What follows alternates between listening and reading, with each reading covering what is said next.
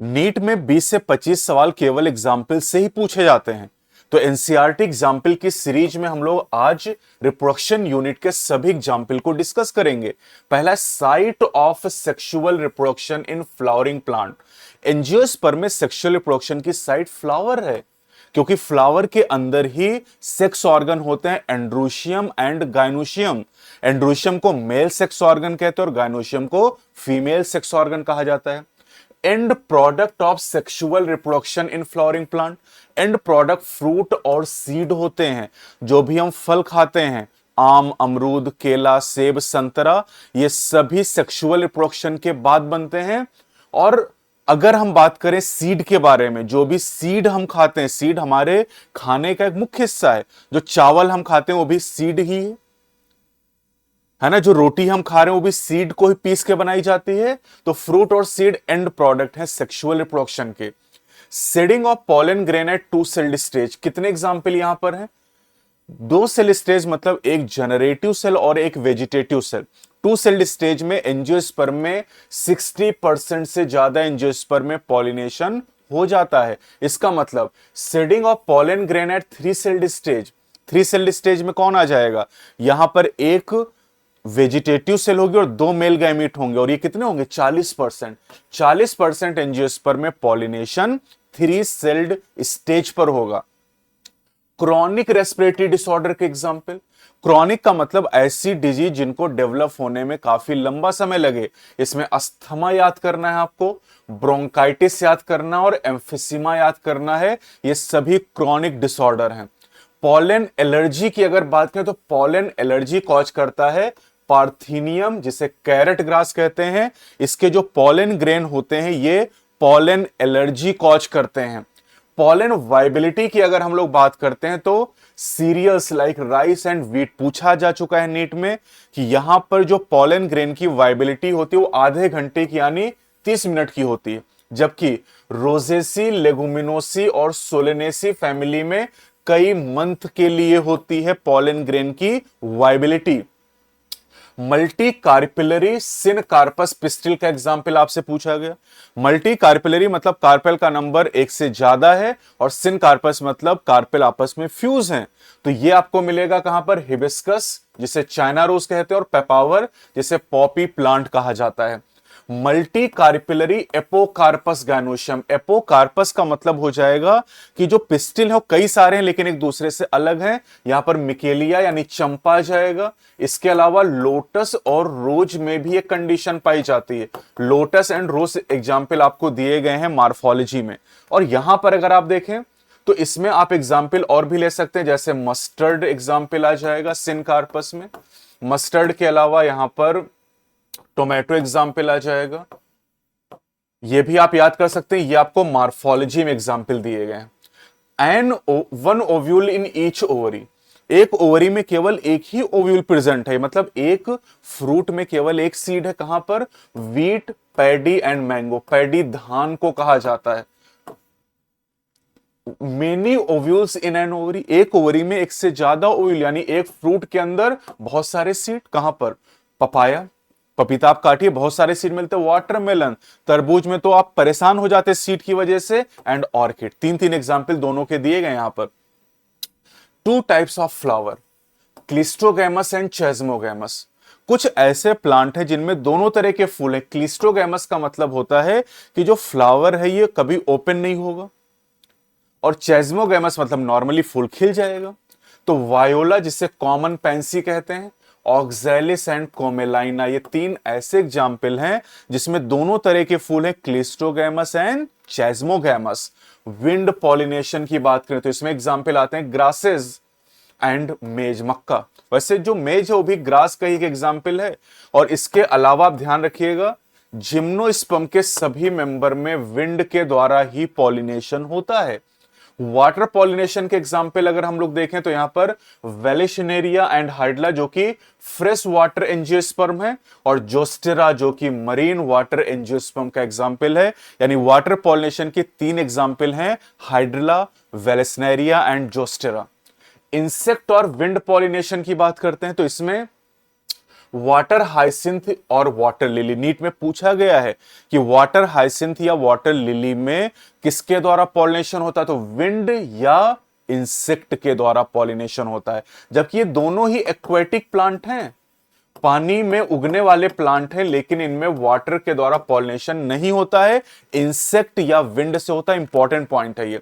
Biotic pollinator की बात करते हैं तो बायोटिक मतलब जो लिविंग ऑर्गेनिज्म है उनमें कौन कौन आ जाएगा, बीज, बटरफ्लाइज, बीटल, गुबरेले, wasp, ant, moth, bird. Bird में sun bird and humming bird. Humming bird दुनिया की सबसे छोटी चिड़िया है, स्मॉलेस्ट बर्ड, और सबसे बड़ी ऑस्ट्रिच है, ये सबसे छोटी चिड़िया है। इसके अलावा बैट, चमगादड़, प्राइमेट में लीमर आ जाएगा। अर्बोरियल रोडेंट, पेड़ पर रहने वाले जो जीव हैं, जैसे ट्री ड्वेलिंग, जैसे गिलहरी आप जानते हैं। एंड रेप्टाइल में gecko lizard and garden lizard. तो ये एग्जाम्पल आपको एनसीईआरटी में दिए गए हैं बायोटिक पॉलिनेटर्स में। Floral reward in the form of providing safe place to live. Common floral reward nectar and pollen grain होते हैं, लेकिन कुछ ऐसे भी प्लांट हैं जो रिवॉर्ड एग लेइंग साइट के रूप में देते हैं, पॉलिनेटिंग एजेंट को अंडे रखने की जगह देते हैं। कौन से, एमार्फोफेलस, अपने पॉलिनेटर को। एमार्फोफेलस जो है ये जमी कंद है, और जमीन कंद में आप जानते हैं कि सबसे लंबा फूल होता है, टॉलेस्ट फ्लावर, 6 फीट हाइट होती, इसी चैप्टर में दिया गया है। युक्का मॉथ को एग लेइंग साइट देता है, और फिग प्लांट वेस्प को एग लेइंग साइट प्रोवाइड करता है। 3 एग्जाम्पल एनसीईआरटी में आपको दिए गए। Mutualistic obligate relationship. ऑब्लिगेट मतलब यहां पर प्लांट और पॉलिनेटर एक दूसरे के बिना अपना जीवन पूरा नहीं कर सकते हैं, ये लैला मजनू टाइप की रिलेशनशिप हो जाएगी। म्यूचुअलिस्टिक मतलब दोनों का फायदा है, और ऑब्लिगेट मतलब लैला मजनू एक दूसरे के बिना सर्वाइव नहीं कर पाएंगे। युक्का और मॉथ में ऐसी रिलेशन पाई जाती है, और फिग और वेस्प में ऐसी रिलेशन पाई जाती है, नीट में पूछा जा चुका है। Prevent autogamy but not geitonogamy. कह रहे ऑटोगैमी रोक सकता है लेकिन जीटोनोगैमी नहीं रोक सकता। कौन, मोनोइसियस प्लांट। और मोनोइसियस में एग्जांपल कैस्टर एंड मेज। दोनों को रोक सकता है, यानी ऑटोगैमी और जीटोनोगैमी दोनों को कौन रोक सकता है, this is dioecious plant, papaya and date palm. यानी पपाया और डेट पाम ऑटोगैमी जीटोनोगैमी दोनों को रोक सकते हैं, जबकि कैस्टर और मेज ऑटोगैमी रोक सकता है लेकिन जीटोनोगैमी को प्रिवेंट नहीं कर सकता। पॉलन जर्मिनेशन की स्टडी करने के लिए कौन कौन से पॉलन ग्रेन यूज किए जा सकते हैं, एनसीईआरटी में 5 एग्जाम्पल दिए गए हैं। P, chickpea, क्रोटोलेरिया, balsam and विनका। ये 5 एग्जाम्पल एनसीईआरटी में दिए गए। अभी नीट में पूछा नहीं गया है, लेकिन पूछेगा तो ये बहुत बढ़िया सवाल बनेगा। परसिस्टेंट एंडोस्पर्म, परसिस्टेंट एंडोस्पर्म या एल्ब्यूमिनस सीड। एल्ब्यूमिनस कहिए आप, एंडोस्पर्मी सीड कह सकते हैं। तो कहां कहां मिलेगा, कैस्टर, कोकोनट, व्हीट, राइस, मेज, कैस्टर, बार्ली, जहां पर कैस्टर डाइकॉट है। नॉन एल्ब्यूमिनस या नॉन एंडोस्पर्मिक या एक्स एल्ब्यूमिनस सीड ज्यादातर डाइकॉट में होते हैं, जैसे पी, बीन, ग्राउंडनट, ग्राम। लेकिन एक मोनोकॉट भी आप याद कर लीजिए, ऑर्किड। ऑर्किड मोनोकॉट है लेकिन ये नॉन एंडोस्पर्मिक सीड का एग्जाम्पल है। ऑलरेडी हम मॉर्फोलॉजी में क्लास 11 में पढ़ चुके हैं। पेरीस्पर्म क्या होता है ये, this is persistent residual nucellus. और इसमें 2 एग्जांपल याद करने पेरीस्पर्म, ब्लैक पेपर एंड बीट। जो ब्लैक पेपर है ये काली मिर्च है, ये काली मिर्च है। हमने बेल पेपर भी याद किया था, अगर याद हो आपको, bell pepper, tomato and bell pepper मैंने आपको बताया था ग्रीन हाउस क्रॉप में। और बीट जो है इसे चुकंदर के नाम से जानते हैं, ये चुकंदर हो जाएगा। फ्लैशी फ्रूट, फ्लैशी मतलब रसीले फल, जहां पर पेरिकार्प रसीली हो, और ये आपको गुआवा, मैंगो, ऑरेंज, जीएमओ से आप याद कर लो। जीएमओ, गुआवा, मैंगो, ऑरेंज, ये फ्लैशी हो जाएंगे। और ड्राई फ्रूट की अगर हम बात करते हैं तो इसमें आ जाएगा ग्राउंड नट एंड मस्टर्ड, इसमें जीएम याद कर लो, उधर जीएमओ इधर जीएम याद कर लो। फॉल्स फ्रूट, फॉल्स फ्रूट उन्हें कहते हैं जहां पर ओवरी के अलावा कोई और पार्ट फ्रूट फॉर्मेशन में इन्वॉल्व हो जाए, जैसे एप्पल, कैसियो, स्ट्रॉबेरी। यहां पर थैलमस का इन्वॉल्वमेंट हो जाता है फ्रूट के फॉर्मेशन में, और एप्पल में थैलमस ही एडेबल पार्ट होता है। पार्थिनोकार्पिक फ्रूट का एग्जांपल है बनाना। पार्थिनोकार्पिक फ्रूट उन्हें कहते हैं जिनमें फ्रूट का फॉर्मेशन बिना फर्टिलाइजेशन के हो जाता है। Very old yet viable seed, यानी बहुत पुराने सीड हैं, हजारों साल, लेकिन वायबल है, इनके अंदर एम्ब्रियो अभी भी सुरक्षित हो और ये सीड जर्मिनेट कर जाते हैं। दो केस दिए गए हैं, Lupinus arcticus lupine and Phoenix dactylifera date palm. अब ओल्डेस्ट वायबल सीड अगर पूछा गया तो इसमें 10,000 साल की डॉर्मेंसी वाला केस है। यह ल्यूपिनस आर्क्टिकस ल्यूपिन 10,000 साल की डॉर्मेंसी, और इसका एक्सकेवेशन किया गया था आर्कटिक टुंड्रा से। Recent record of the old viable seed, ये 2000 साल का रिकॉर्ड है डेट पाम फिनिक्स डक्टाइलिफेरा का, 2000 साल की डॉर्मेंसी यहां पर, और इसको डिस्कवर किया गया during the archaeological excavation at King Herod palace near the Dead Sea. Each fruit contain thousands of tiny seed, मतलब एक फ्रूट के अंदर हजारों लाखों की संख्या में सीड हैं, और इसमें एनसीईआरटी ने आपको कई सारे एग्जाम्पल दिए, ऑर्किड, फाइकस, और ये दो एग्जाम्पल ओरोबैंकी एंड स्ट्रिगा, ये पैरासिटिक प्लांट भी हैं। पैरासिटिक प्लांट, वैसे पैरासिटिक में आप कसकुटा जानते हैं, लेकिन ओरोबैंकी और स्ट्रिगा भी पैरासिटिक प्लांट के एग्जाम्पल हैं। एपोमिक्सिस, बिना फर्टिलाइजेशन के सीड का बनना एपोमिक्सिस है, और एपोमिक्सिस आपको मिलेगा एस्टेरेसी एंड ग्रासेस में। ये जो एस्टेरेसी है ये सनफ्लावर फैमिली है, सूरजमुखी की फैमिली, और इसी फैमिली के अंदर पार्थेनियम भी आता है, इसी फैमिली के अंदर गेंदा भी आता है। पॉलीएम्ब्रियोनी, एक सीड के अंदर एक से ज्यादा एम्ब्रियो का पाया जाना पॉलीएम्ब्रियोनी। सिट्रस और मैंगो में एक सिचुएशन पाई जाती है। अब आते हैं ह्यूमन रिप्रोडक्शन, चैप्टर 2 क्लास 12 में primary sex organ in male. Male में प्राइमरी सेक्स ऑर्गन का एग्जांपल है टेस्टिस, और प्राइमरी सेक्स ऑर्गन को गोनेट्स भी कहा जाता है, इन्हें गोनेट्स भी कहा जाता है। तो मेल में टेस्टिस गोनेट होते हैं। एसेसरी डक्ट इन मेल, मेल में एसेसरी डक्ट आपको 4 बताई गई हैं, rete testis, vasa efferentia, epididymis and vas deferens. इसी सीक्वेंस में याद रखेंगे, सीक्वेंस से सवाल नीट में खूब इस समय पूछे जा रहे हैं आपसे।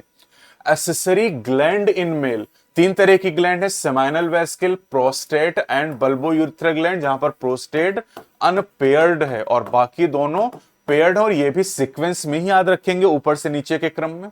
एक्सटर्नल जेनिटेलिया मेल के केस में पेनिस हो जाएगा। Primary sex organ in female ovaries हो जाएंगी, यानी फीमेल में जो गोनेड के एग्जाम्पल हैं ये ओवरी हो जाएंगी। Accessory duct in female, female में एसेसरी डक्ट 3 तरह की हैं, फैलोपियन ट्यूब या oviduct, uterus and vagina. Fallopian tube या ओविडक्ट जो होती है पेयर्ड स्ट्रक्चर है। External genitalia in females, female में एक्सटर्नल जेनिटेलिया के जो एग्जाम्पल हैं ये 5 दिए गए हैं, mons pubis, labia majora, labia minora, hymen and clitoris. जबकि मेल में एक्सटर्नल जेनिटेलिया पेनिस है। प्राइमेट के एग्जाम्पल, प्राइमेट में मेंस्ट्रुअल साइकिल चलती है, और प्राइमेट में एग्जाम्पल हमारे पास आ जाएगा मंकीज, एप एंड ह्यूमंस। ये सभी प्राइमेट और प्राइमेटा हमारा ऑर्डर है, ये भी हम चैप्टर 1 में पढ़ चुके हैं। प्लेसेंटल हार्मोन, प्लेसेंटा एक एंडोक्राइन ग्लैंड की तरह भी काम करता है, और यहां से कई सारे hormone HCG, HPL, estrogen, progestrogen, ये सारे हार्मोन यहां से सिक्रीट हो रहे हैं। एचसीजी और एचपीएल हार्मोन केवल प्रेगनेंसी के दौरान ही सिक्रीट होते हैं। Hormone secreted by ovary in the later phase of pregnancy, ये भी एनसीईआरटी में आपको दिया गया है, दिस इज रिलैक्सिन हार्मोन। और ये रिलैक्सिन, एचसीजी, एचपीएल, ये हार्मोन केवल प्रेग्नेंट फीमेल में ही सिक्रीट होते हैं।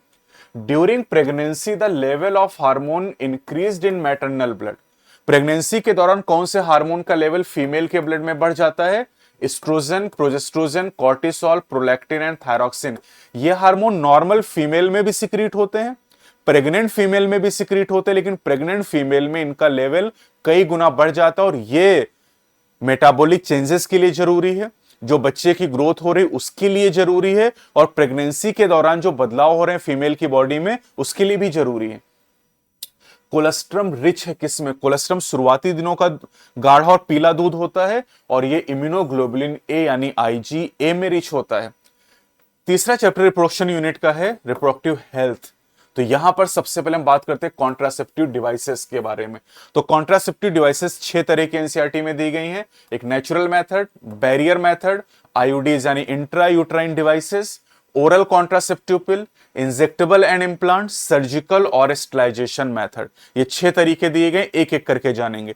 नेचुरल मेथड में 3 एग्जाम्पल हमारे पास हैं, पीरियोडिक एब्स्टिनेंस पहला, दूसरा विड्रॉल और क्वाइटस इंटरप्टस, और तीसरा लैक्टेशनल एमिनोरिया। बैरियर मेथड की बात करते हैं, 4 एग्जाम्पल यहां पर हैं, condoms, diaphragms, cervical cap and vault, जहां पर कंडोम्स जो हो मेल और फीमेल दोनों के लिए अवेलेबल है। नॉन मेडिकेटेड आईओडीज में एग्जाम्पल है lipase loop. Copper releasing IOD में हमारे पास 2 एग्जाम्पल हैं, copper T and multi load 375। वैसे यहां पर एक एग्जाम्पल और है कॉपर 7। तो copper T, copper 7 and Multiload 375। And hormone releasing IUDs में 2 एग्जाम्पल हैं, Progestasert and LNG-20। Once a week pill, Saheli कहा जाता है इसे, और ये जो सहेली है लखनऊ में बनाया गया CDRI central drug research institute में। ये वंस अ वीक पिल है, नॉन स्टेरॉइडल प्रिपरेशन है, इसमें किसी स्टेरॉइड का यूज नहीं किया गया, तो साइड इफेक्ट बहुत कम है लेकिन कॉन्ट्रासेप्टिव वैल्यू बहुत ज्यादा है। स्टरलाइजेशन मेथड की बात करें, मेल और फीमेल दोनों के लिए अवेलेबल है। मेल के लिए वेसिक्टमी का यूज करते हैं, वास डिफरेंस काट देते हैं, और ट्यूबेक्टमी फीमेल में जहां पर फैलोपियन ट्यूब को काट के बांध दिया जाता है। सेक्सुअली ट्रांसमिटेड इंफेक्शन STI, या इन्हें कहते हैं वेनरल डिजीजेस VD या रिप्रोडक्टिव ट्रैक्ट इंफेक्शन RTI, तीनों एक ही चीज है और इसमें 8 एग्जाम्पल एनसीईआरटी में दिए हैं। Gonorrhoea, syphilis, genital herpes, chlamydiasis, genital warts, trichomoniasis, hepatitis B and HIV। सबसे डेंजरस तो HIV ही है। अब नॉन क्यूरेबल कौन सी, ये भी नीट में पूछा जा चुका है, कौन सी ऐसे STI हैं जिनका इलाज नहीं? 3 है, hepatitis B, genital herpes and HIV। इन तीनों का कोई इलाज नहीं है। हर हर गंगे से आप याद कर लेंगे इसको, हर हर गंगे, यानी HIV, hepatitis B and the genital herpes. In vitro fertilisation, IVF की बात करते हैं, तो IVF मतलब यहां पर फर्टिलाइजेशन बॉडी के बाहर टेस्ट ट्यूब में कराया जा रहा है। कहां पर? टेस्ट ट्यूब बेबी प्रोग्राम में, जिफ्ट में, IUT में, ICSI में। और इन विवो फर्टिलाइजेशन की बात करें, फर्टिलाइजेशन बॉडी के अंदर हो रहा है, गिफ्ट में, आर्टिफिशियल इंसेमिनेशन AI टेक्निक में, and IUI intra uterine insemination, यहां पर फर्टिलाइजेशन बॉडी के अंदर हो रहा है। तो ये क्लास 12 में पहली यूनिट रिप्रोडक्शन के जितने भी एग्जाम्पल थे तीनों चैप्टर में, वो हमने कवर कर लिए। नीट 2027 के लिए ऑफलाइन बैचेज स्टार्ट हो चुके हैं और 1 महीने ऑलरेडी निकल चुका है। तो अगर आप नीट 2027 के लिए तैयारी शुरू करना चाहते हैं तो अपनी तैयारी जल्दी से जल्दी आप स्टार्ट कर दें।